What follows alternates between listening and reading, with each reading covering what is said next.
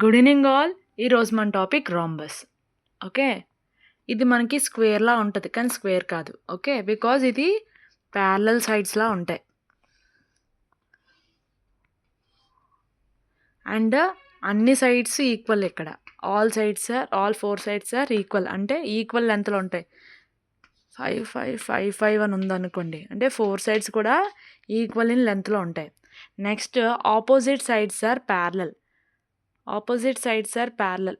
అంటే దీనికి ప్యారలల్గా ఇది ఎలా ప్యారలల్ సైడ్స్లా ఉంటాయి, like parallelogram, but not parallelogram, similar to the parallelogram. And next the sum of all interior angles is 360 degrees. అంటే ఇంటీరియర్ యాంగిల్స్ ఏవైతే ఉంటాయో లోపల అవన్నీ ప్లస్ చేస్తే మనకి 360 degrees రావాలి. ఏ కోఆర్డినేటర్ అయినా, అంటే ప్రతి కోఆర్డినేటర్కి 4 వెర్టిసెస్ 4 సైడ్స్ ఉంటాయి. 4 సైడ్స్. సో ప్రతి దానికి కూడా మనకి sum of all the angles in the coordinator అనేది మనకి 360 degrees అవుతుంది.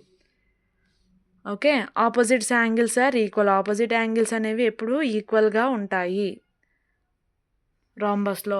And next area of a rhombus half into d1 into d2. Half into d1 into d2 అంటే diagonal 1 diagonal 2. Okay, 1/2 into diagonal 1 diagonal 2. దీన్ని ఇలా కూడా రాసుకోవచ్చు, d1 into d2/2. Okay, perimeter square లాగే. Perimeter is equals to 4s, 4 into side.